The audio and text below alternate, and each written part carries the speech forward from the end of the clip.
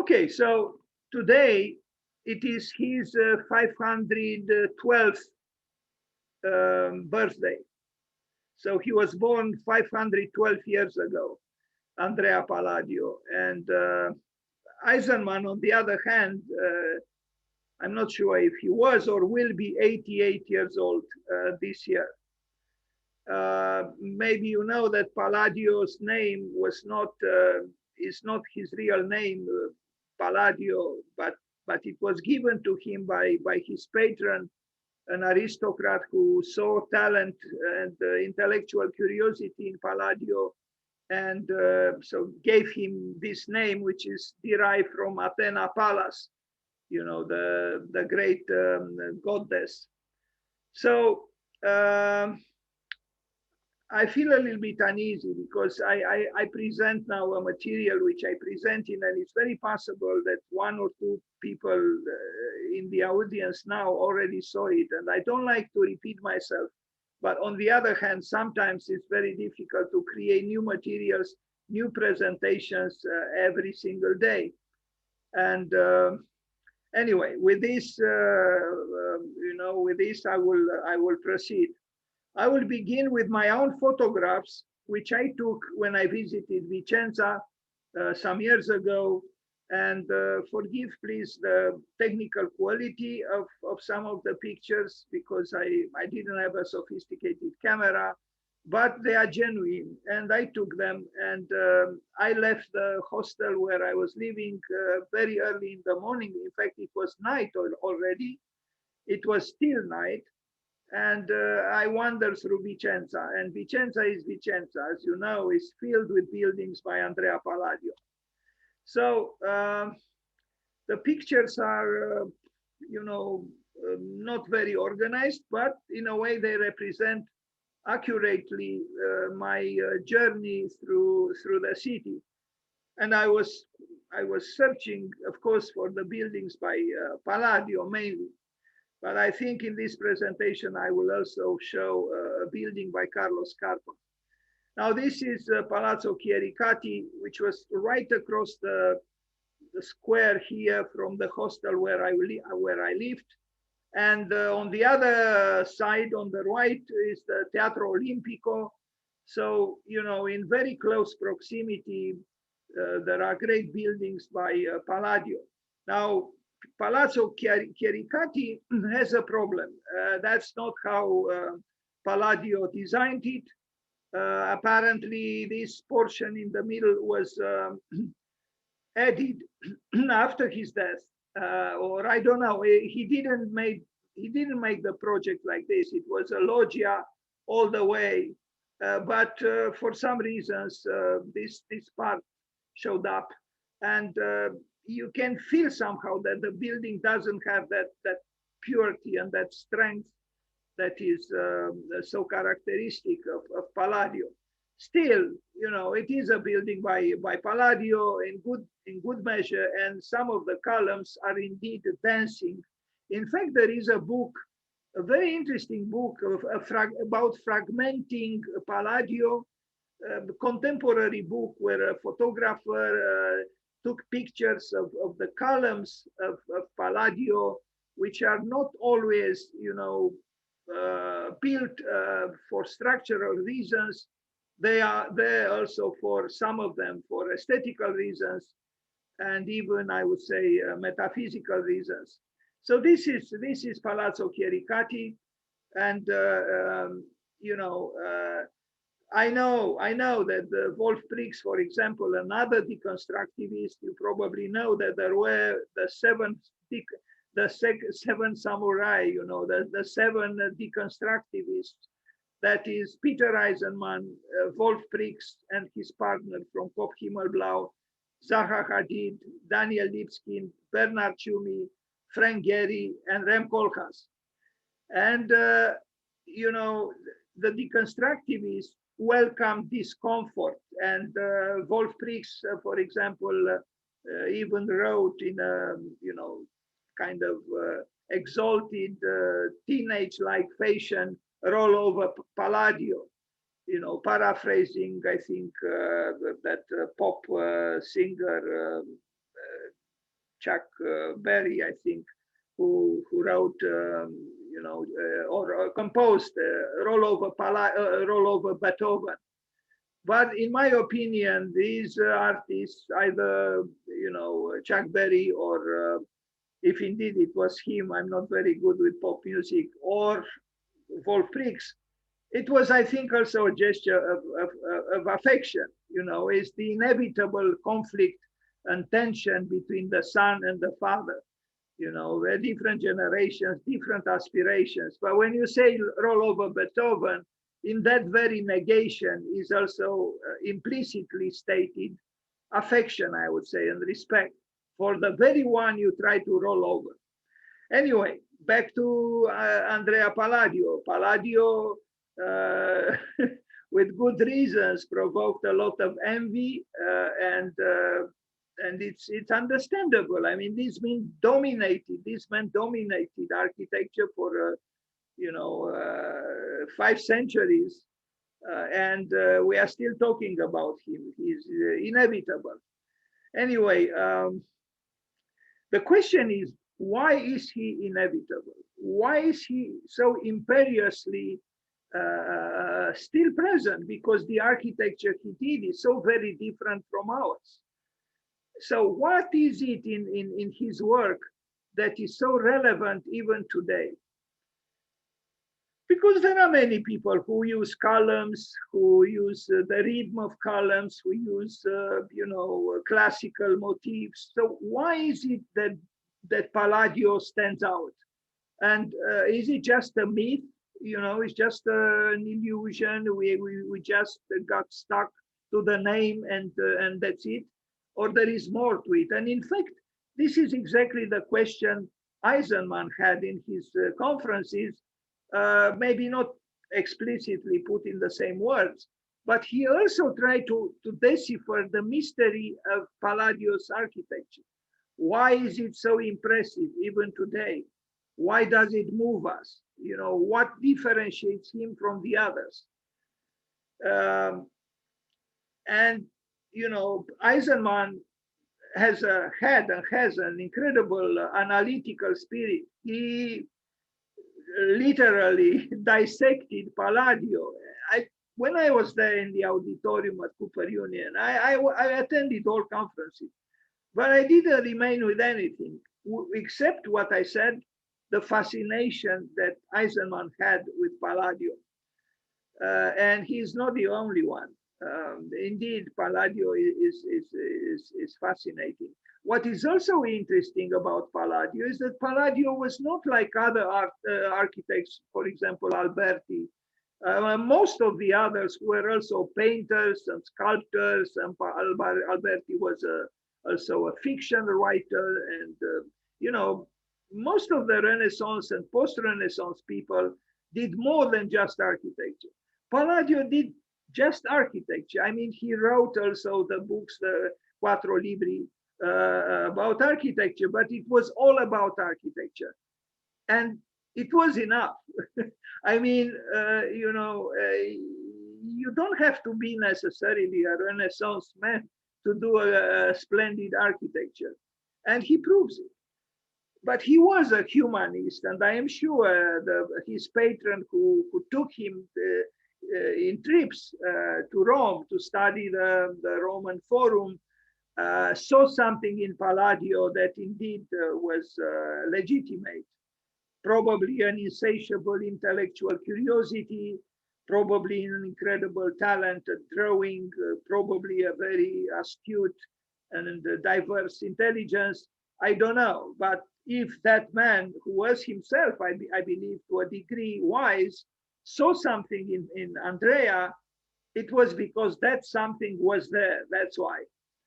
Now, in our time, we don't really have such patrons. You could have all the talent in the world, all the intellectual curiosity in the world, but where are the noblemen, the aristocrats who value that thirst for knowledge and that talent and that serious? They are gone, unless you are, extremely lucky in some eccentric situations. No, they are gone. Look at these columns. Why are there, I see here only three, but maybe there are more. No, I think there are three columns. And, you know, the functionalist would say, to hell, you know, one column is enough. We don't need three columns here. Why did he make three? You know, because just like in love, when you practice the art of architecture, it's not just about counting. There are other things that you don't count.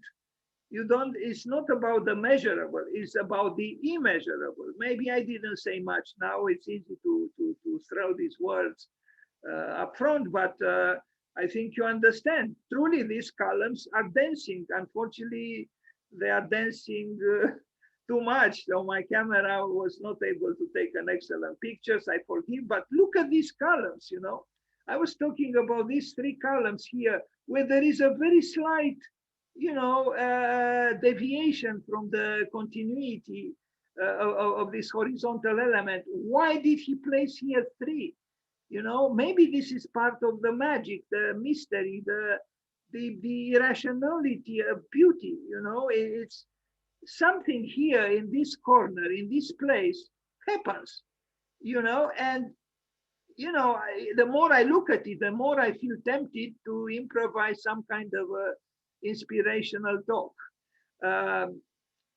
Yes, I mean, this is Palladio right here, you know.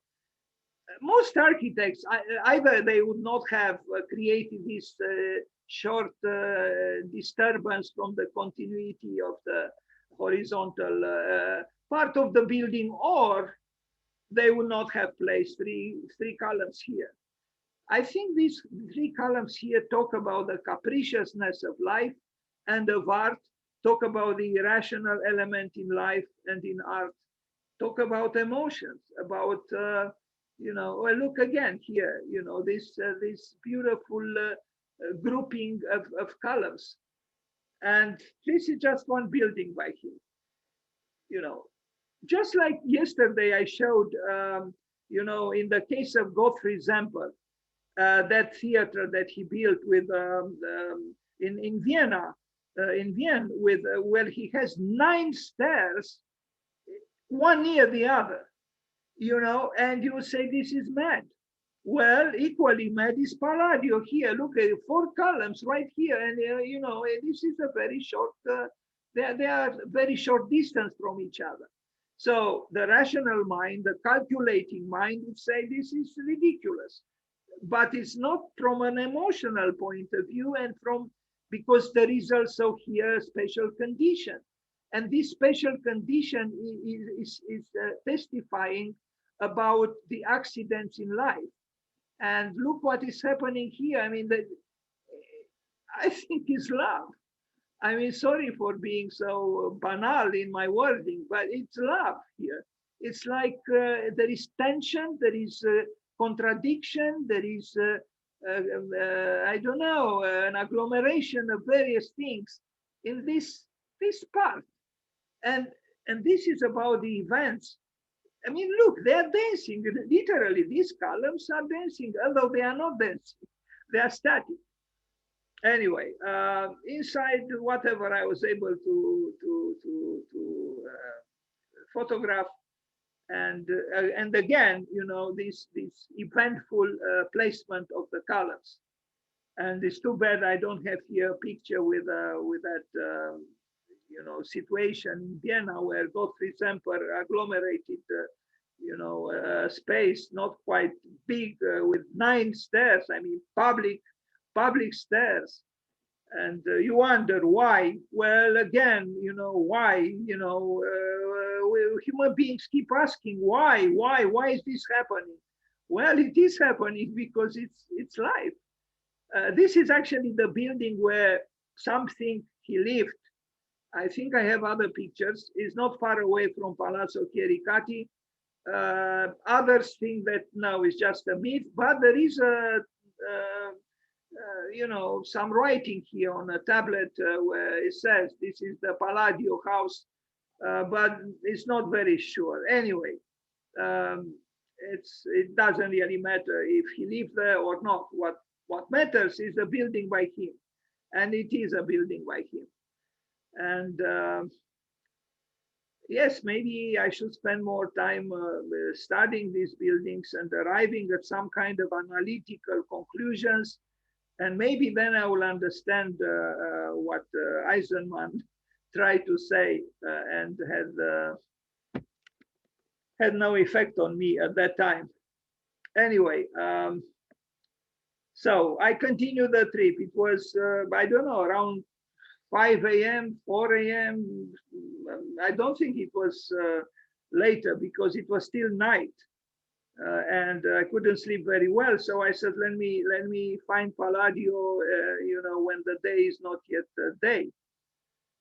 And you see the moon is still on the sky, and there was no one on the streets. And I liked it. But too bad my manipulation of the camera was problematic, but at least the pictures are sincere, if not technically impressive. Not all buildings that you see here are by Palladio. This one is, though. It was the day was arriving, and yeah, the Basilica. The Basilica, which was a medieval building prior to his intervention, and now is one of the most famous buildings in Vicenza, and maybe in the history of architecture, because the great master, was able to add something to the existing building that amplified its qualities. And it is a perfect addition. It's splendid. It's classically ordered, but also it's something, because I don't know if you know, or maybe you know, but just like Louis Kahn, actually Palladio was considered an anti-classical architect. Now, why? What would they be? He was called anti-classical. Well, because I think he had, just like Schinkel, an ability to marry the classical spirit with the romantic spirit. Romanticism, as it is defined in the history of aesthetics, appeared later. But I think the romantic spirit is a constant of the human spirit. So in as much as the classical spirit, in a way, it goes all the way through the human history in various forms of manifesting themselves. In the case of Palladio, again, Peter Eisenman tried to explain logically or rationally something that in its essence is not rational. So how could you describe rationally something that in its essence is not rational? I am now attempting kind of the same thing. The magic of Palladio is beyond rationalism. Yes, there is reason. Yes, there is rhythm. Yes, the arches are all the same. Yes, we have those circular openings, but still this doesn't explain anything. If you are to do a project and you try to apply what you learned from Palladio, you are left kind of in the fog, because his magic is undefiable and is indelible. So I don't know. I look at it and I can speak rationally about it. I could improvise, perhaps, maybe in a more or less inspired way, but it would be an improvisation, still the work of an amateur in front of the work of a master. He was a master. Again, we see two ages here. Behind the building is the medieval building. In front of the medieval building is the, late Renaissance, if we can call his architecture so, and they coexist, but they also assert each other, assert themselves distinctively. And this is not easy to do. To respect the other one, to respect multiplicity, but also to have unity. It's if I look at it, I almost see an organized ruin, a classical ruin, a ruin which is not yet a ruin, but when I look at these openings into the solid material, it's some kind of a premonition of what could come, but it is as if man, meaning Andrea Palladio, the architect, is announcing us that this is a work that is present, that is coherent, that is convincing, but is not arrogantly attempting to say that it will be always like this. In fact, this is a porous building, if we are to use the language of today, because it's kind of fashionable to talk about porous architecture. It has porosity. And look at these openings into the into the facade that he built. It has transparency without using glass. Yes, there are many openings, but these openings are they are openings which receive messages, so to speak, from the outside of the building, but also from the inside of the building, from the medieval building behind what Palladio built. It is a magical building, and it doesn't matter you are deconstructivist or an expressionist or a cubist, whatever you are, you have to take your hat off in front of this building. And of course, what was previously there is equally impressive, and he didn't try to hide it. Yes, it's architecture as a veil, almost an architectonic veil, but it's not an embroidery. It is a structurally coherent, strong, determined building, and yet with a sensibility towards what was behind it. This is not easy to do, not at all. I just improvised some kind of a possible reading about this building. It's the beauty of architecture here. It shows respect for the building that existed there, but it also shows his willfulness and his gracefulness in attempting to assert his own time. This is also by him. Is across the square from Basilica, Loggia del Capitanio. I think something like this is the loggia of the captain. It's a great building. Also here he uses two different orders: the colossal order, very large columns, and then small ones on the side of the building, and it's perfectly proportioned. We are still here seeing the Basilica. This is the loggia, and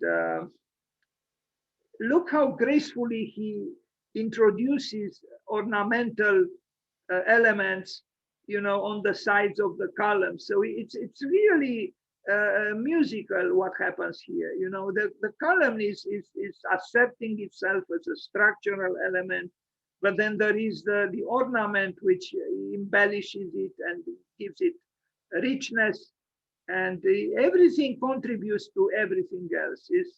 It's a static building, but I see it as moving. I see it as dancing. Yes, I think one could study a little bit and learn a lot from what is happening here. I didn't prepare a study on it, and I should have perhaps, but I don't know. I just look at it and I have a spontaneous reaction to it, which is the reaction. It's an emotional one, mainly, not analytical. How he did this, because I always wonder, why is it that Palladio didn't use the perspective, although it was invented already for about 150 years. I never saw a perspectival drawing by Palladio. He used the perspective, but not in drawing, in Teatro Olimpico. But otherwise, all his drawings are two-dimensional. They are Euclidean representations. A plan, a section, usually half a section, half a facade. That's it. And he built these, eternal buildings, eternal because he arrived at the perfect harmony. But it's an harmony which is not static, it's dynamic. That's why it still moves us. Now, I have seen a lot of architecture in my life, but I have to say the emotion I had visiting Palladio, I only had twice in my life. That was maybe 3 times. Once when I visited the temple in Paestum, that pre-Doric, unbelievable temple in Paestum, the south of Italy, that moved so much Goethe, Winkelmann, Piranesi, and Kahn. And then when I saw the Conley House by Frank Lloyd Wright, not far from Chicago, and when I saw the liturgical space of La Tourette, I think these 3 buildings moved me close to the way Palladio moved me. But Palladio is right there, and I'm not a classical spirit, and I'm not a historicist, but he's not either. That's the magic. He's an anti-classical, while he also had some kind of dancing with classicism, but he transcended it, and it only shows how complex he was. I mean, look at the silhouettes of the statues here against the sky. Ah, by the way, on the first, I think on the 1st of December, that is tomorrow, or the 3rd, I'm not sure. No, but I think it will be the 1st. I will talk about an artist from Great Britain because it will be his birthday, Victor Passmore, who was also an artist. In fact, he was an artist, but he built a building that outraged the populace I forgot what town or city in Great Britain, and they wanted to demolish it, and he was defending himself ferociously. He said, no, you have to demolish all the houses around it. It's not mine which is in the wrong. The other buildings are. Why am I telling this story in advance? Because I like this artist who had the courage to defend his integrity, who was against the domesticity which was suffocating him and maybe life itself. Art needs freedom, just as Olbrich put that logo, that motto on the facade of the Secession building in Vienna, to each age it's art, and to art it's freedom.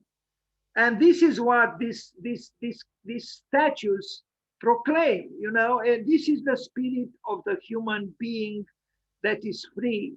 And we have to aspire for something like this and fight for it, because otherwise we'll be suffocated by mediocrity and by banality, and we shouldn't allow this. Anyway, so back to Vicenza, not yet live because it's still very early in the morning, but the building is glorious, doesn't matter at what time, even when there is a market in front of it, and I think you'll see pictures of it because there was a market to manifest itself on that very day. But I can look at this picture, right at this picture endlessly for hours and not get tired. And the question is why? Because I don't know, I don't have the answer actually. But I see something here, it's bringing me peace, but it's also bringing me not a static peace. It's also the process of attempting to arrive at peace, and it's a great building. I know I'm not saying something very interesting now, but it is. This is also by him, this building, and it's not far away from the train station. Someone who was here in the past said that this building might have had a less intellectual function at one moment. I don't know.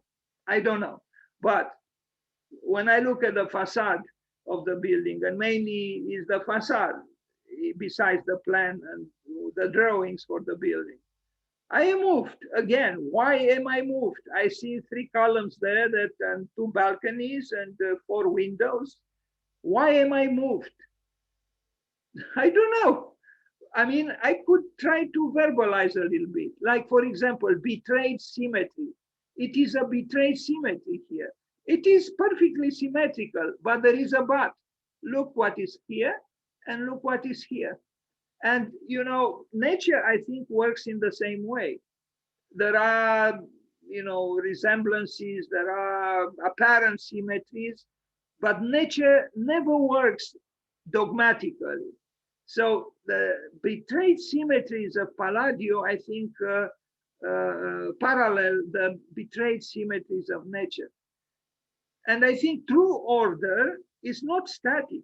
True order uses the circle, but also uses the spiral. He doesn't use the spirals, Palladio, explicitly. But what do you think made him to create these two elements differently? Because most architects, including myself, I would have done it identically and I would have been wrong. Why did he, it's just a detail, you would say. But this is a detail that I noticed immediately, and there are probably others. You know, I don't know. I'm not a great analyst, actually. Maybe in psychology, I could venture a little bit in an amateurish way. But in architecture, I am seduced by emotions, by images, I feel there is something there. But maybe I should become more of a detective, trying to understand the mechanics, even the arithmetics of the magic. Palladio worked with relationships. He didn't use numbers as we use them today. He worked with relationships. He learned this from the Roman Forum.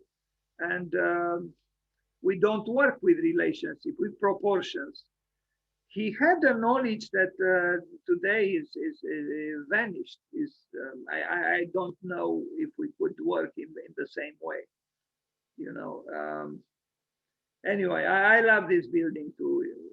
Even if someone here said that apparently this was used it was a brothel. I don't know. And I don't care. I look at the building. Anyway, hello, Andrea. 512 years ago, he was born. Incredible, What makes art so relevant that 500 years later means no time passed. This is the power of art. This is the beauty of art, that it doesn't have an age, actually. It doesn't. It's very possible this building would have been admired by Tinos and Callicrates. In as much as maybe James Joyce would have been admired by Homer. I don't know. Maybe yes, maybe not. But there is a good chance that yes, they would have been admired, because you arrive at that essential, unchanging truth and beauty. And even if there are elements which do change, there is a part of art that doesn't change. And that has to do with the immeasurable that Kant talked about, the unmeasurable, which is eternal. It's yes, it's the 16th century, but it could have been the 3rd century or the 3rd century before Christ, or the 19th century or the 20th century. Anyway, I look at this. Again, I love it. I look at this picture and I love it. There is even errors here, with the way this column interrupts, it goes, if you would have, been concerned with the structure of the building, there were many other ways to do it. But here it's magic, it's interruption, is the central element, is I don't know. It's so simple and so complex. I keep photographing it because I was seduced by it. It's just a facade, really. Also, something else. As far as I know, Palladio didn't talk about space at all. As opposed to Bruno Sevi and ourselves, we are obsessed by space, interesting space, water space. Please try to make an, space that would. No, there was no talk about space. Sorry, here is the artist who couldn't sleep. Anyway, I found that bag near the column, the Basilica, and I had to carry. I forgot exactly what I was carrying. Anyway, maybe the umbrella. Now we arrive at the building by Carlos Scarpa, and I hope you don't mind that I will also show this building by Scarpa, which is mostly unknown by people who visit Vicenza because they visit Vicenza for Palladio, but there is also a building by Carlos Scarpa and even Michelucci, but that one I didn't see. But this building by Carlos Scarpa also shows great skill. Now I have another question for you. How come that an architect of the position and importance of Carlos Scarpa didn't earn his diploma in architecture? He didn't have it. That's why he couldn't teach architecture at the University of Architecture in Venice, although he was, besides Kahn, the most important architect in Europe in the second half of the 20th century, probably. And he had to teach interior architecture because he didn't have the diploma to teach architecture. But we are talking about one of the major forces in architecture, very sensitive and complex and interesting architect. Here we also learn a lot. I mean, just look here, and I hope I have better pictures. When Kenneth Frampton talked about Carlos Scarpa, and I attended that conference, he called it Carlos Scarpa, the adoration of the joint. That's exactly what we have here, the adoration of the joint. There are two beams that meet here, and then there is the column, and here is an event. And also above it is this thing, which also is different, you see, from all the other places. So this place is a place of magic, architectural magic. And, you say it's just a detail. Well, it's more than a detail. Because great architecture, in a way, doesn't have details in the sense that everything has the same spirit, is imbued with the same spirit. We have concrete here, but we also have mysterious, curiosities here, and why did he do this? Because Carlos Scarpa was an attentive observer of human life, human affairs, and he couldn't neglect what the word joint means. Anyway, that why? Because from my knowledge, and I did some so-called research, the oldest definition of art is art equals bridge equals God. So art is about bridging, is about joining. And art also initially was a part of worship, was a way of worshiping God. And religion and art came together, but they are separated now. And artists as diverse as Rodin and Ingmar Bergman, they said the very same thing. When art and religion became divorced, they both died. Ingmar Bergman even went further. He said, today, the artists are transporting the skin of the dead snake, that's the dead snake being God. And because of the frenetical movement, God appears to be alive, meaning the skin of the dead snake. But essentially, he said, it's just the carcass. It's just the skin of the dead God.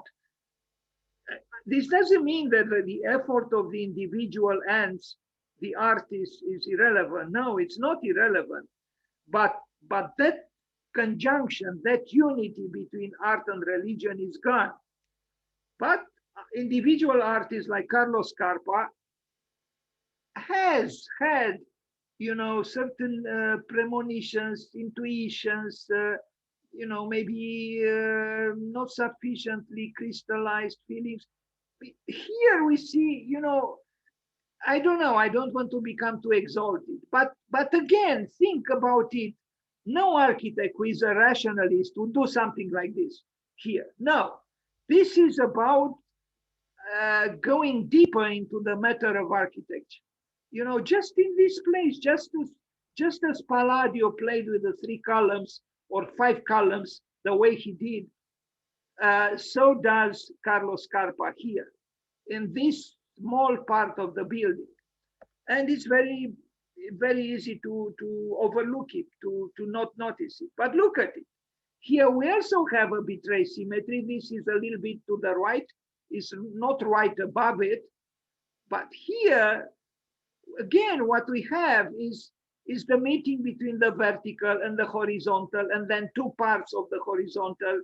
I think it's eros, but it's a gentle eros. There is no aggressivity. Something is being said about again, I use the same words, multiplicity in unity. We have various parts, but there is also unity. And even here we have the 3, 1, 2, 3, then the whole. There is a rhythm here. There is the simultaneous presence of continuity and disruption. I think it's very nice. And again, it's just a so-called little detail. I mean, he went through complications. He complicated his life. Not only that this doesn't have the same height, you see, it becomes, in a way, more timid the way it approaches the other one. It's almost like the fear of meeting the other one and still continues. It's really like in a love relationship where you approach someone else and you would like to unite yourself with that someone else. And the more you approach that someone else, the more afraid you become, but you continue. You continue. As Picasso said, l'attaque, c'est une fuite en avant. To attack means to run away, not from what provokes you fear, but towards. And this is what I see here in an abstracted architectural way. And there are 3 elements, not 2, to complicate matters. Very interesting work. Sorry for the quality of the picture, but this is architecture, and that means it is music, because Eupalinos was correct. The architect must build in a musical way. The stones must sing, as I said it before, and I say it again, quoting Paul Valéry. Now, of course, it's easy to say sing, What does that mean exactly? And this was the question Peter Eisenman asked. I don't know. I don't know. And maybe even Palladio, if he had, or Scarpa, if he had to explain it rationally, he probably could not have done it. And look at what is happening here. Why did he complicate himself with this part?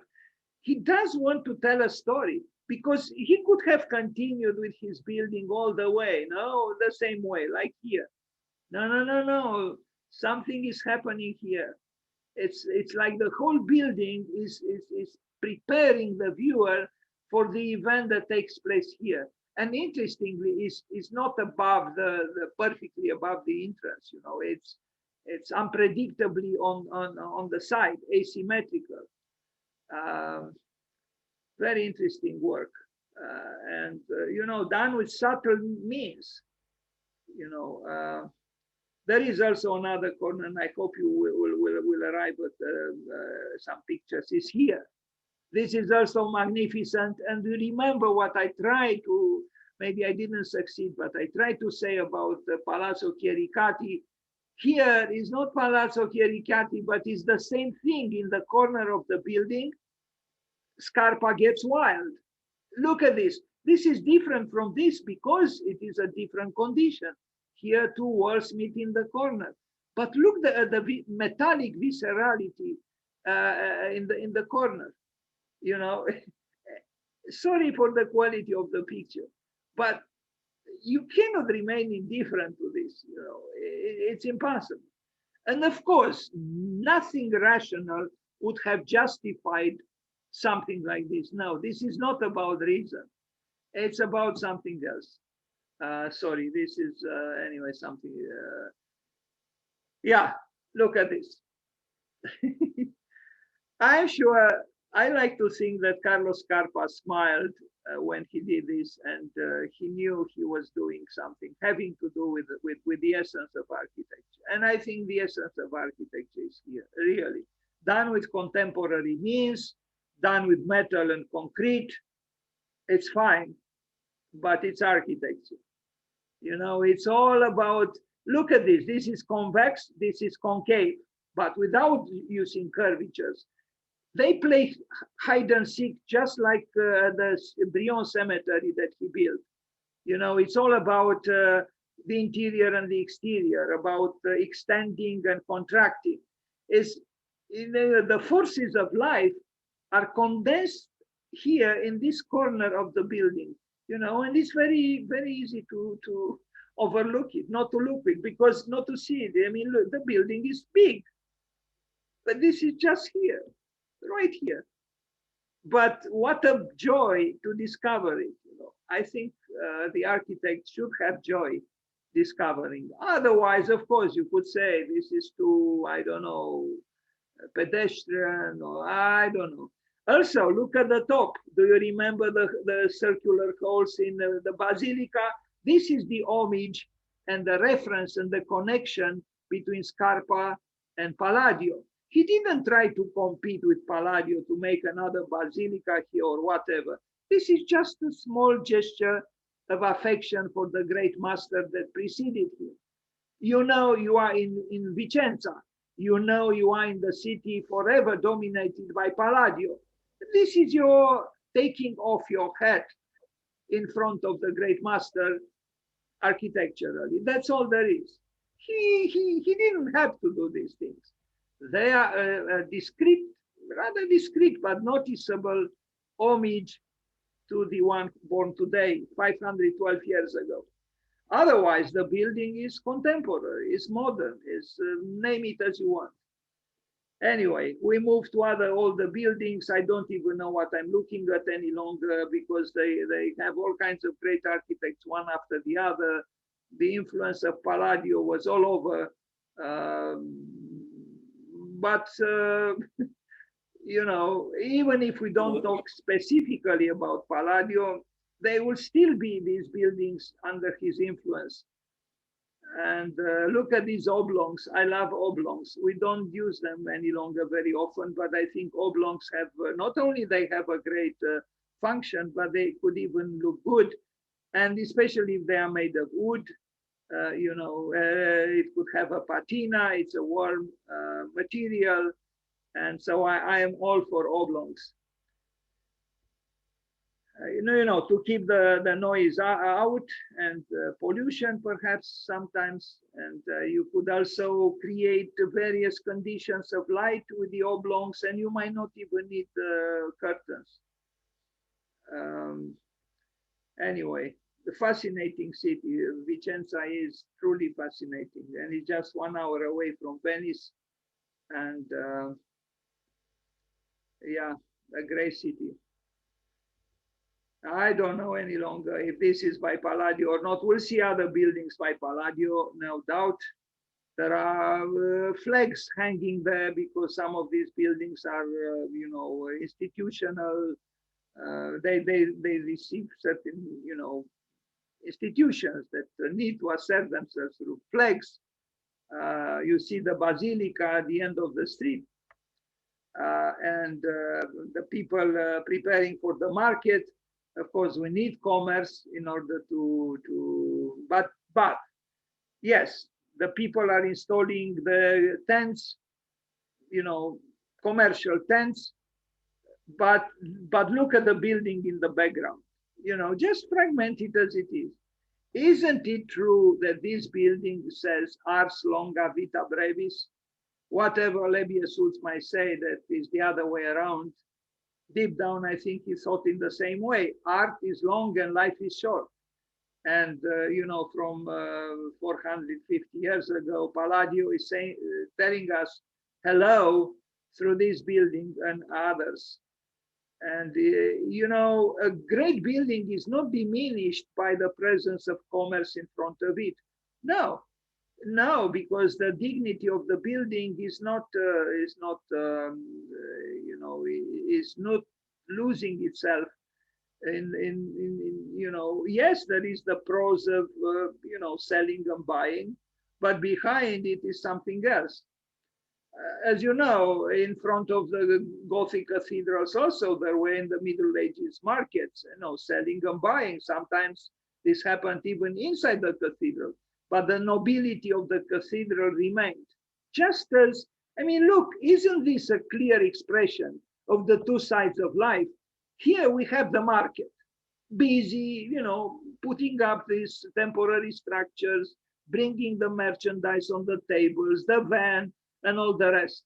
But above is architecture. The above is spirit. The above is silently is telling us, okay, keep busy, but don't forget that beyond and above there is something else, and that is the Palladian spirit. Yeah, it's fine. It's fine. As this detail from the loggia of the captain is also like, fine. Look here. Why do we have this viscerality, this ornamental viscerality? Well, this is the foliage of the tree in the spring. Art flourishes in the spring. Well, in the spiritual spring, meaning it's always spring in art, in the good art. Look what is happening here, and there are erosions too. This is not an architecture of illusion. It's not. I also see the premonition of the end, but the end doesn't happen. Not for Palladio. Why? Because he conquered time. That's why, through beauty. I keep saying to myself what Dostoevsky said: beauty will save the world. That's exactly what Palladio did here. He saved himself and the world through beauty. That's what he did. And that's what we should do, if we can, but at least to try. What impresses me very much in his case is that there is a heroic gesture, a monumental gesture, but there is also humbleness or modesty, and there is willfulness, but there is also gracefulness, and that's why he's great, because he's both, and we need both actually, but it's not easy to marry them. How different Carlos Scarpa was from him, but in essence they searched for the same thing. It was really about joining the same thing that Palladio was searching for, joining appropriately or properly, with his own means, so very different from Carlos Scarpa's. Bravo to both. And there is music here, and there is eternal music. It's hard for me to believe that 2 centuries from now, people would be indifferent to this building. No, even the extraterrestrials, if they one day will arrive in Vicenza, I think they will take their hats off from the curious heads. That's what I like to think. Although I also think that the extraterrestrials are actually us. I believe that I am the extraterrestrial. I don't know if there are other extraterrestrials in the world but us. Anyway, so I photographed also but I don't like to read. But anyway, it was very nice of the city of Vicenza to, put at the disposal of the tourist, this. Should I read this? Let me try, if you don't mind. So the Palladian loggia replaces a similar structure which had existed in the same position since the Middle Ages, and in which there had been a covered public space at ground floor level and the meeting hall on the upper floor. Funds were allocated for the new building in April 1571, and work began immediately. Palladio delivered the final molding template drawings in March 1572. so 450 years ago. And the roof of the building was finished by the end of the same year. Gian Antonio Fasolo then painted the caissons of the coffered ceiling of the upper hall, while Lorenzo Rubini executed the stucco work and produced the statues. Palladio's drawings for the facade facing the square and the front in Contra del Monte were radically different and had been influenced by two very different situations.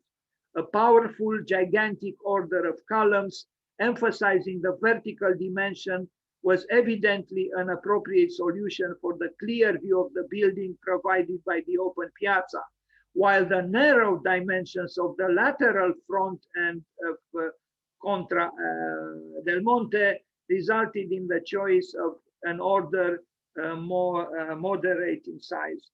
In essence, this text says the same thing, that he united the opposites, the gigantic, the heroic, and the more moderate or more modest.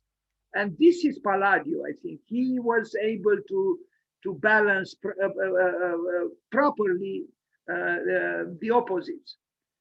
Now, Palazzo Tiene, even here we have, you see the first floor and we see the upper floor. There are differences, but this was practiced also, by other architects.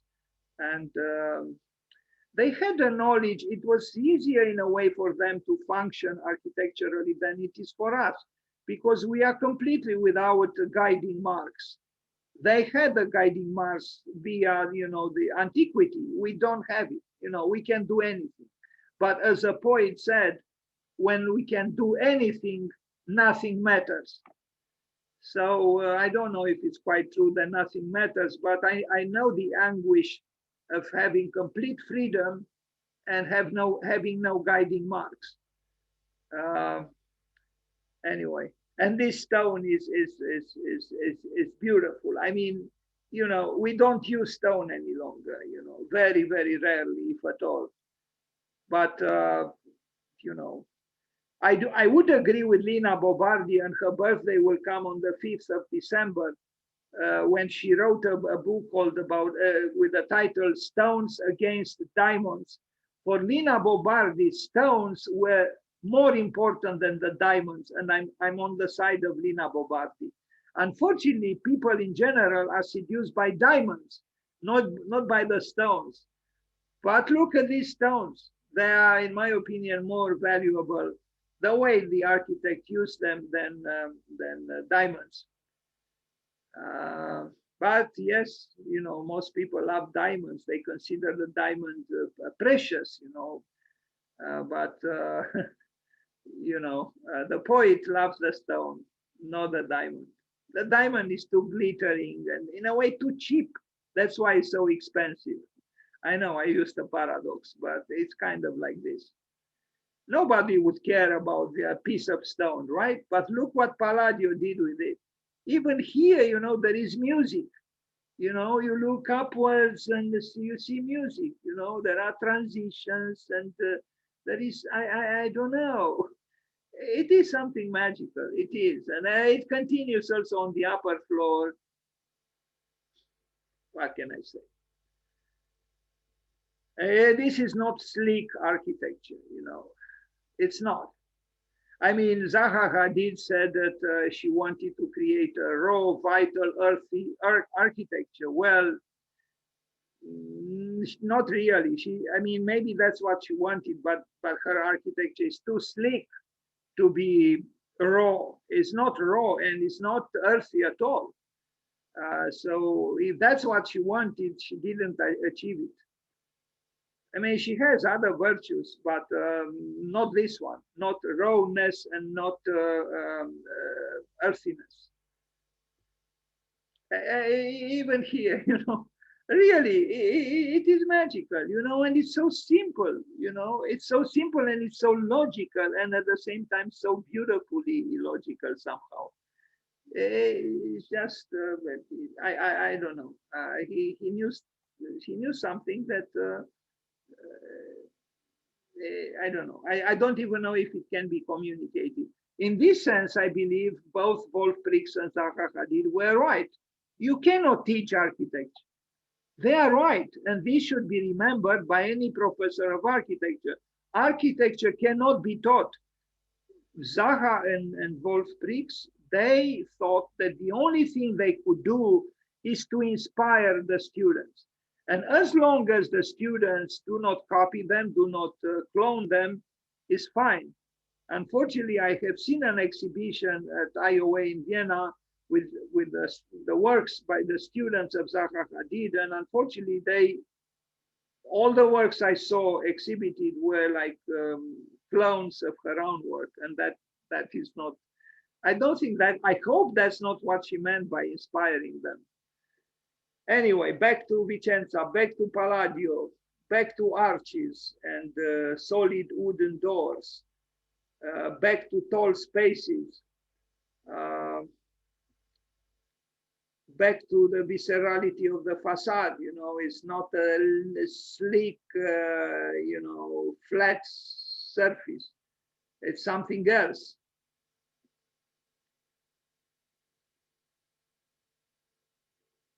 And you see how the building was built. That's what Louis Kahn aspired towards also. You know, it was important for Kahn to make a building in such a way that you understand how it was made. Now, Jean Nouvel, on the other hand, claimed that until very recently, it was fashionable and required that structure is expressed honestly and not hidden. But he said that in the present, you kind of feel like doing the opposite, to hide the structural crystallization. And I wonder why. I mean, we need both. We need both transparency and opacity, or hiding. I actually think hiding could have value in architecture. Maybe what Nouvel said was that we should be tired of a structure that is only concerned with itself and doesn't use ornament, which is capriciously, at least sometimes, hiding what the structure does. But here we also have the duality, structure and ornament. Many things that Palladio did were not exclusively structural. This is the house where, something he lived. We saw it before. And anyway, again, I personally think it doesn't really matter so much if he lived here or not. He designed it. Back to Kirikati. I don't know what I was doing. I was returning probably to go to my room. I mean, my room, which was also belonged to other people. I didn't rent it just for myself. It was a hostel. Anyway, back to the dancing columns, the cluster of columns. Now we see them in a better light, and the camera is happier because it doesn't have the tedious light conditions I forced it to handle before. Anyway,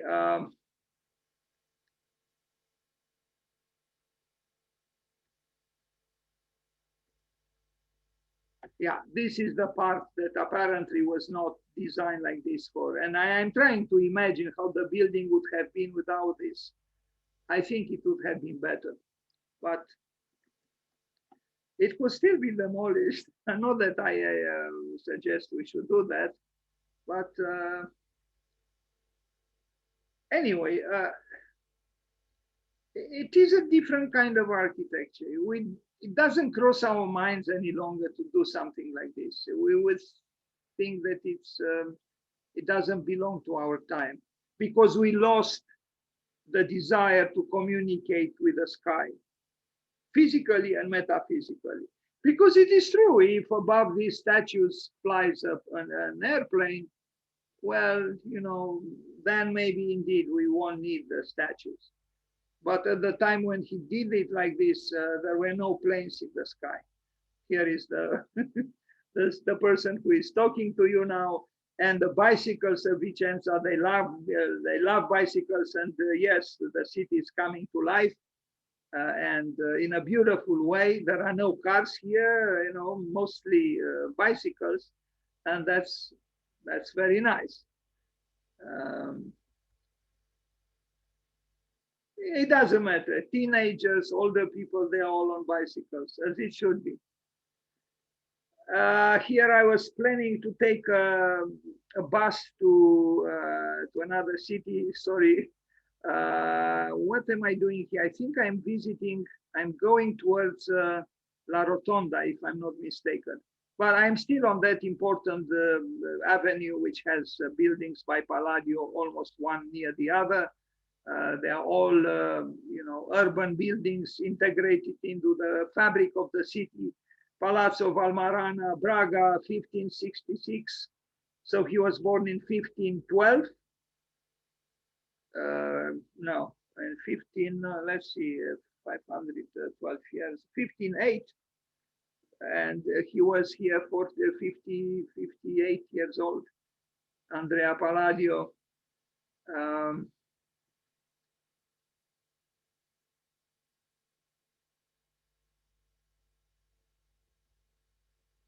Now, maybe the seduction that I submitted to derives also from the fact that I kind of knew the age of these buildings, and look at this door, it's 450 years old or so. It has a certain prestige derived from the very age it has. And look at the pavement, why did he use the pavement in this way? It's like a rug in stone, with stones.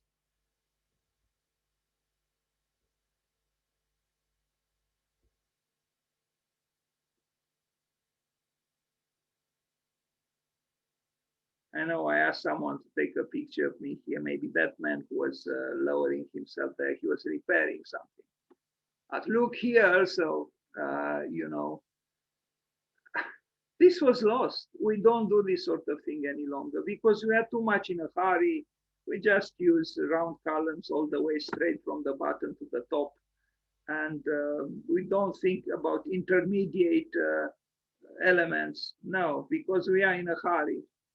We are in a hurry also in terms of human relationships. We don't take time to reflect on true joinings or true meetings. Most of the time, not all the time. There are exceptions too, probably.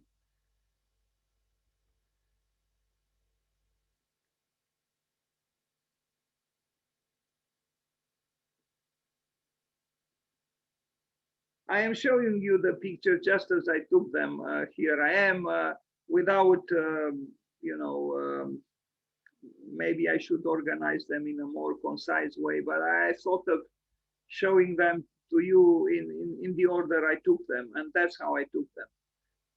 Again, these fascinating columns in the Basilica, and of course it's not just the event called column, but everything else. It's really a celebration of life. That's what it is. The beauty of life, yes, through architecture. Now here you see Palladio paying homage to Carlos Scarpa. I'm joking, it's the other way around, but the relationship between the two. And I think the strategy Scarpa used was the correct one. Not to compete in any way with Palladio, just to take his hat off architecturally in front of the great master. From a side, of course, from more like, although that building is not really at the periphery, but it's not right here where Palladio is.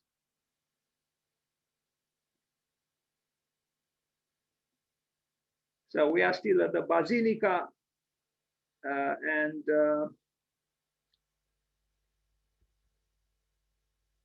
you see these layers of history, which are important because you feel less alone, you feel connected, you feel less afraid. And there is continuity, but there is also novelty. And It's both. There was the medieval building, there is the newer building by Palladio, but all under the same sky and all under the same sun that provokes the the shadows that we look at right now. It's the same sun. It was the same in the 12th century, in the 16th century, and in the 20th or 21st century. It's the same sun, the same light. A loggia. Now it's much better, during the day to take pictures than, at 4 a.m. or whatever the time was. Anyway, so Andrea Palladio, it is your birthday, 512 years, and you are still young, still kicking, and we still talk about you. So happy birthday to you. Now we are moving towards Peter amnesia, because as you know, maybe Peter Eisenman was very fond of the fact that an anagram of his name could be amnesia. Why amnesia? Because I've heard him say that a client told him, Peter, we have knowledge now, but now we have to go beyond knowledge, meaning to forget. And that's why he played with the letters of his name almost correctly, because it's not quite amnesia. There are small differences there, but with some relativity, you could say amnesia instead of Eisenman. Almost the same letters in a different order, an anagram. We'll arrive there too. But the man who wanted to forget everything is actually a very well-read man and a very cultured man, and he knows many things, and he had for many, many years a strong passion for Palladio. But being said that, he didn't work like a Palladianist. No, quite the opposite. And look at this corner. I mean, again, this is architecture. I have seen only one instance where something similar was done that I noticed. I'm sure there are others, but from what I saw, it was in the building by the Johnson Wax building by Frank Lloyd Wright, where again he knew how to create this joining, this conjunction between various elements. When a column reaches the pavement, the slab, something happens, and happens, and here too, it's not perfectly executed. If you are, I don't know, from Switzerland or from Germany, you could say it's not. I don't know. Plus, maybe there were some interventions in time.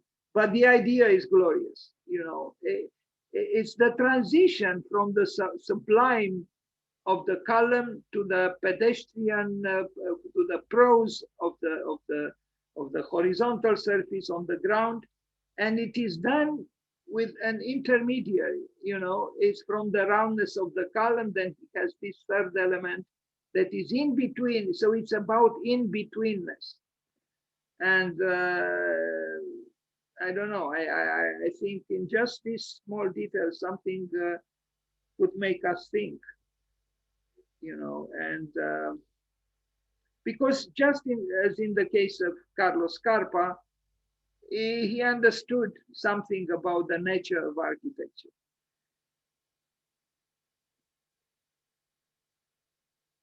And inside, yes, is another story. We are dealing with Italy, we are dealing with Vicenza, we are dealing with a different mentality than ours, a different time. I'm not saying that it was a glorious time all the way. They had problems. There was no, if you were poor, you didn't have such a ceiling, of course.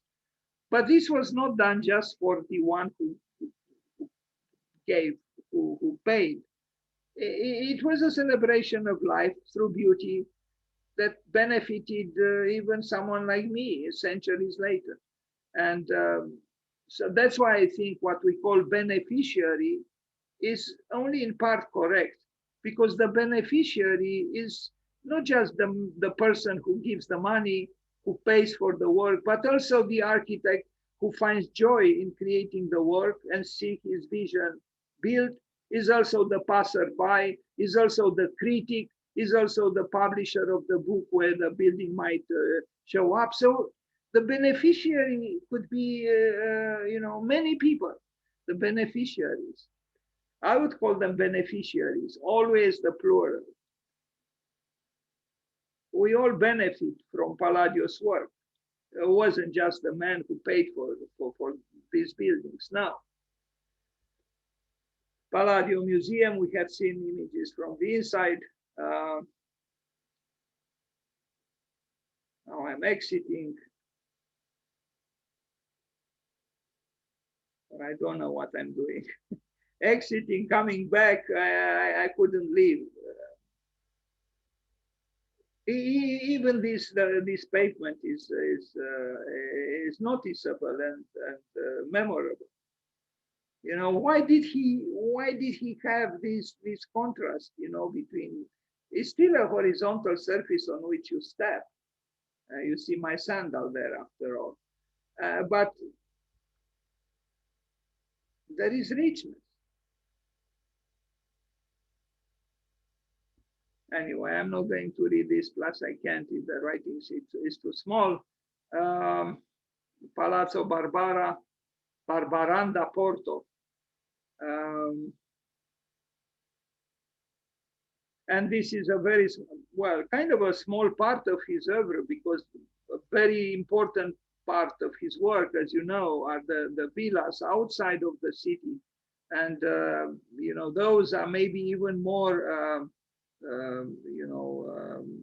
specifically Andrea Palladio. Maybe next year we'll talk, when we'll talk again about Palladio, someone will make a presentation. We had one a few months ago, and it could happen again, about his works in the rural areas, which are very, very interesting and significant.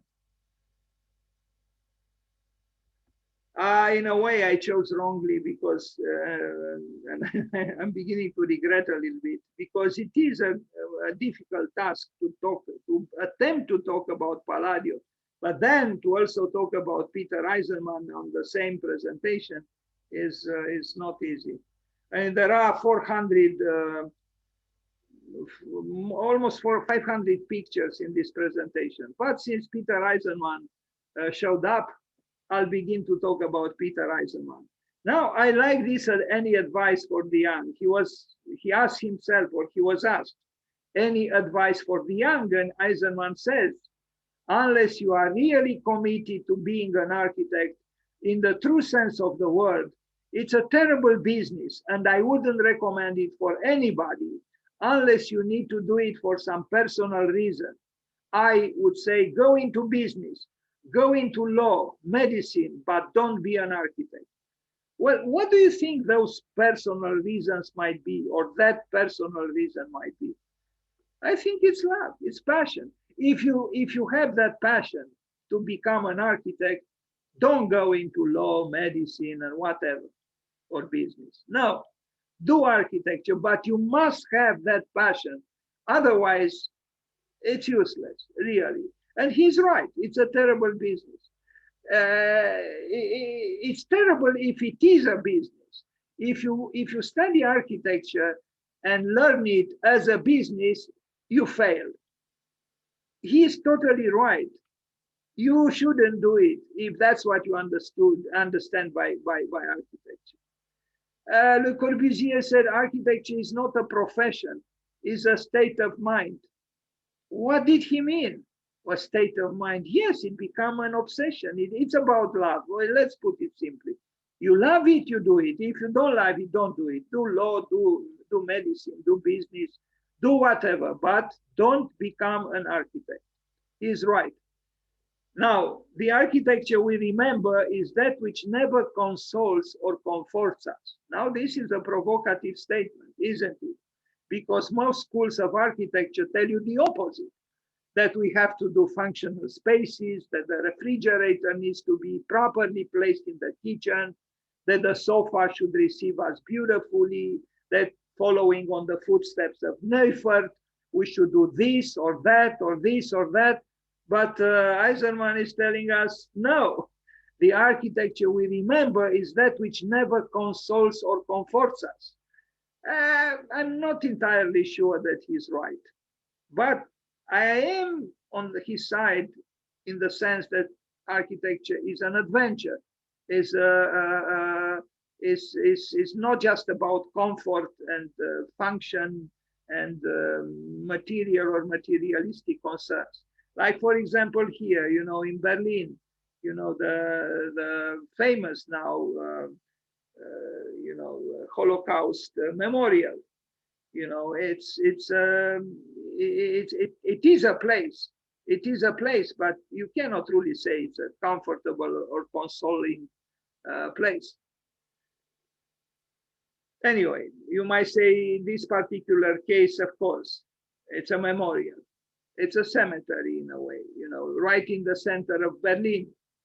It's a cemetery that was born from a desire to pay homage to those who disappeared in the Second World War, thanks to the great enlightenment of Adolf Hitler in his incredibly generous quest for a white architecture in Berlin and everywhere else, having no problems at all to create concentration camps and to send to death so many people.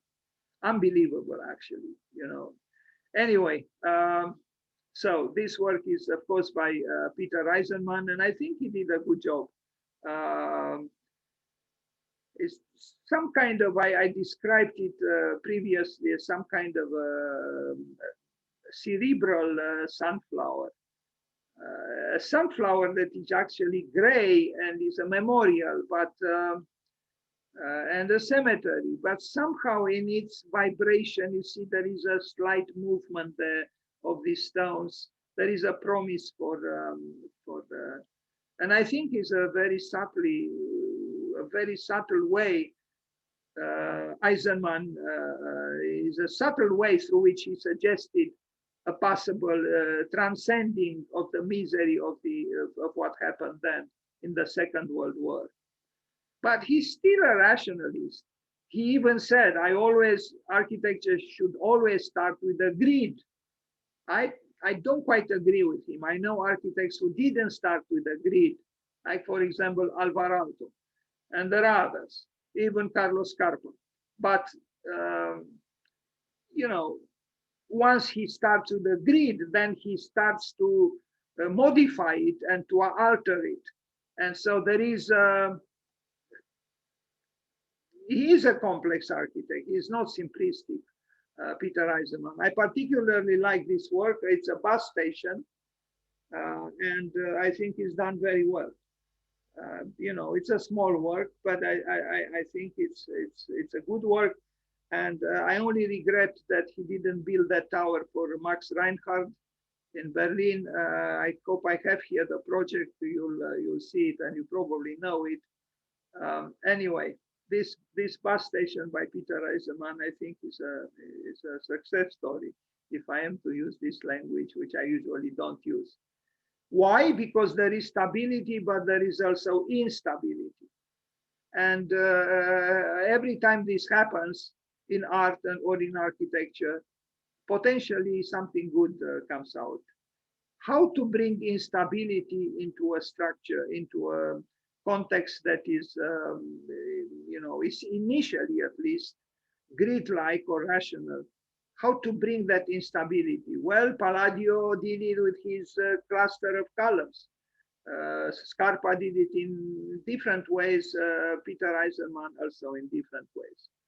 But that quest also for the unstable within the stable or in conjunction with the stable is important.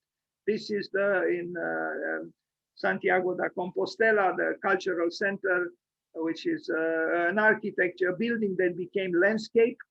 And the fluidities here are unfortunately within the building a little bit too wide for my taste. But there is a big distance now from Palladio to Peter Eisenman. What do you do if you compare this with the Basilica, or if you compare this with the Palazzo Kirikati? It's a different world. But I think he did a kind of an interesting building here, quite large. Here on the left, there is a structure that was built by, I imagine, instigated by Peter Eisenman, but based on a project by John Haydock, who was dean at Cooper Union when Peter Eisenman delivered the 5 lectures on Palladio, and they were friends, and they were also both parts of, I mean, part of the New York 5 groups, or the Whites, the others being Richard Meyer, Charles Whitney, and Michael Graves. Now here we see on the right Peter Eisenman laughing, and on the left his very opposite, apparently, Mr. I call him maliciously in an essay, Mr. Reich, referring to Reich, to in German Empire, but is actually the architect of Prince Charles, Leo Krier, who was quite famous in the 80s, together with his brother Rob Krier. But I like, and I said this before, it's not the first time I say it, I like the way Peter Eisenman laughs. You know, he's probably at least 60 years old there, but he's like a kid. Nice. This is a project, I forgot what it is. Maybe actually by one of his students. This is a project he did for Istanbul. Now I have to say, Greg Lynn, you know, an important name in today's architecture, mentioned, by the way, of Peter Eisenman's lecture, the folded worms, WORMS. Now, we are far away, aren't we, from the dancing columns of Palladio to the folded worms of Peter Eisenman. Here he is at the memorial that he built. And also interestingly, he advocated, at least for some time, a weak architecture, W-E-A-K, a weak architecture as opposed to a strong architecture, and as opposed to the fact that he kind of looks muscular here and strong, but his name means the Iron Man, you know, and the Iron Man looked for the opposite, for a weak architecture.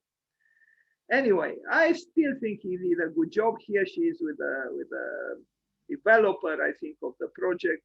Now, these, you know, influential people, no doubt, to build in the center of Berlin something like this. You can imagine here he is young, restless, returning from Oxford, from England, and here he is with his good friend Ilie Anastase. No, it's not Ilie Anastase, it's Kenneth Frampton. This is Kenneth Frampton, and I don't know how spicical this is, but this is Kenneth Frampton. It doesn't look like him, but he is. And they were very young, you know, and Eisenman.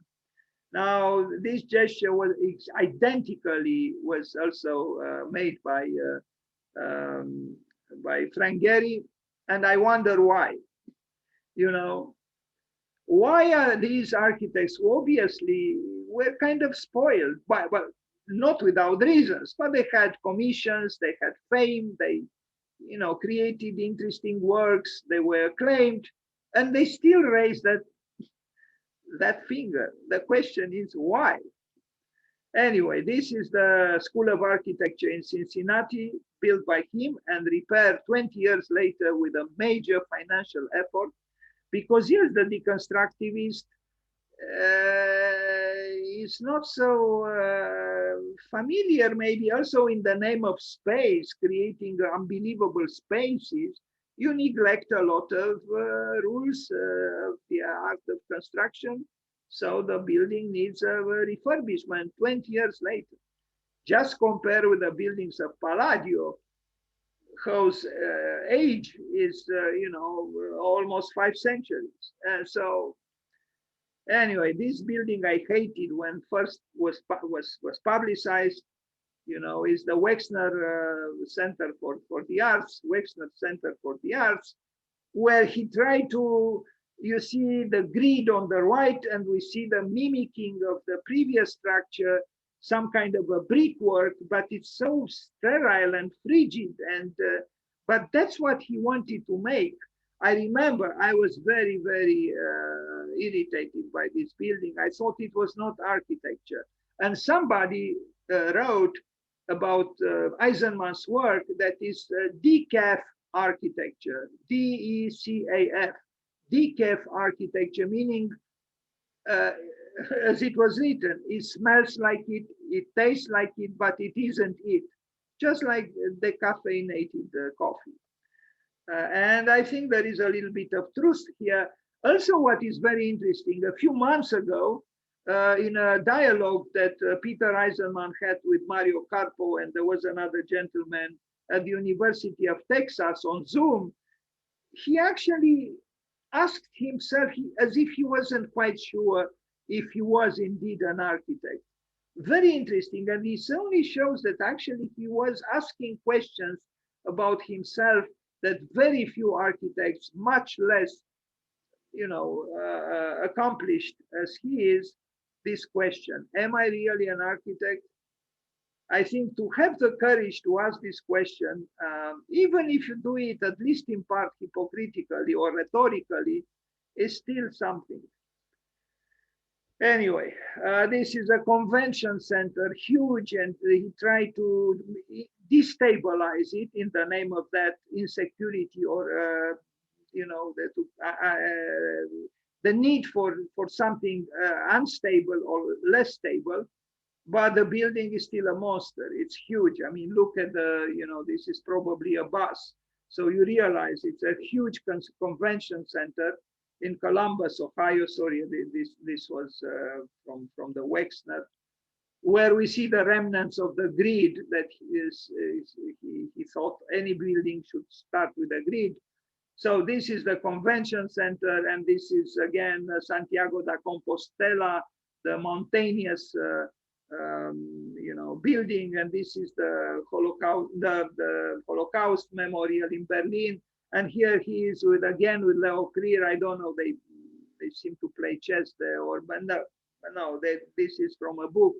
Anyway, we saw this picture. This is a book that has openings, square openings, all the way through all the pages that he published together with Jacques Derrida, a philosopher and an architect working together. This is the proposal for the Cathedral of the Millennium, or the Church of the New Millennium, to be built in Rome. Unfortunately, Richard Meyer won the project, who is his cousin. I think Eisenman did a more interesting project, but it was not successful. It didn't win, this is the tower for the Max Reinhardt Tower, which he didn't build, and I regret he didn't build it, because I think it would have been a very interesting addition to Berlin. A building built for a great film and theater director, Max Reinhardt. This is how the building would have looked like, and I think it would have been one of his best buildings, but it was not built. So some houses, early houses, which are quite good. I don't know if I have here the space and the time to talk about them in detail, but I invite you, if you want, if you are interested in his work, to study it. All the information is on the web. The early work, in the 70s, early 80s by Eisenman are very interesting. These villas, these uncomfortable villas, these capricious villas that he was lucky to build. He truly exasperated the cube, exasperated the right angle in a continuous quest to start with it and then sabotage it. And I said this before, but just contemplate this side. Who would do something like this? Such a rift here, this slice here. If you do something like this in any school of architecture, you would fail the project. He built it, and there are other interesting things here. In essence, he was trying to destabilize the very cube or grid he started with. And you see that thing here. It's a good building, I think, by him. Although, maybe the clients were not very happy, but I think he was good. Another house, and he did endless axonometric drawings, representations of it in Peter Eisenmann's idea. And you see, he's not so very different from Palladio. Palladio also drew idealized versions of his buildings and past buildings that he measured in the Forum in Rome. Eisenman also thought he did many renderings, but very personal renderings. You see, these are not commercial renderings, with the expensive cars in front of the building. First of all, they are axonometric. They are drawings. They are abstract. They are, intellectual. And it is his opinion that a drawing could be more architecture than a built building. I'm not very sure about this, but I would agree with him that in the drawing, the mental essence of the project is more present, usually. And but this is both quality and its opposite, because if you don't confront your idea, your mental investment into the drawing, into the project, with the elements, with life, with people, with the somehow it's not quite satisfying. Still, here it is architecture, and it is an architecture that makes you think, that makes you question, that makes you wonder, and you are in a way closer to the mental disposition of the architect that generated them. Anyway, there is a lot to say. I chose a difficult path, to talk about Palladio and Eisenman in the same day, during the same day. But it is, I hope, an invitation to further study the works that preceded us, but also the works that are done or were done in our immediate vicinity. Amor vacui, he does seem to love, a certain emptiness. Eisenman, Amor vacui, interviews, and in my case, it's perhaps the opposite, horror vacui. Here is amor vacui. I am my own preferences for, although I understand the value of the absence of the presence of the absence, the emotional force of vacuity. There could be something like this, yes. Although there is a risk of falling into some kind of lack of empathy and also nihilism somehow. But the opposites attract. I'm thinking of Ivan Karamazov, of the four brothers in the Brothers Karamazov by Dostoevsky, who was also probably a lover of vacuity and of that decentered, that dislocation in the absence of God. And I don't know. I mean, the Alyosha, the saint, the monk, the saint, had sympathy for Ivan. And also, I think Ivan had sympathy for Alyosha. They understood each other, although they were opposite each other. This is the church he proposed for Rome, which was not built and didn't win the project, but I think it would have been another interesting project. And whatever Greg Lynn might say, that these were the folded worms of Peter Eisenman, I think there is more to it here. It is as if the worms want to become something else, and especially the drawing at the bottom I'm trying to use here. It's more to it, I think. It's almost as if the worms, or to use the language of Nietzsche, the snake, wants to rise up and become an eagle. They are still attached through the power of discernment to the earth, but they long for something else, for a different condition. the we saw this already. The architecture we remember is that which never consoles or comforts us. That's it. And maybe now, if you are not tired, we can talk a little bit. If there are still a few people here, and there are, and I thank you that you are here.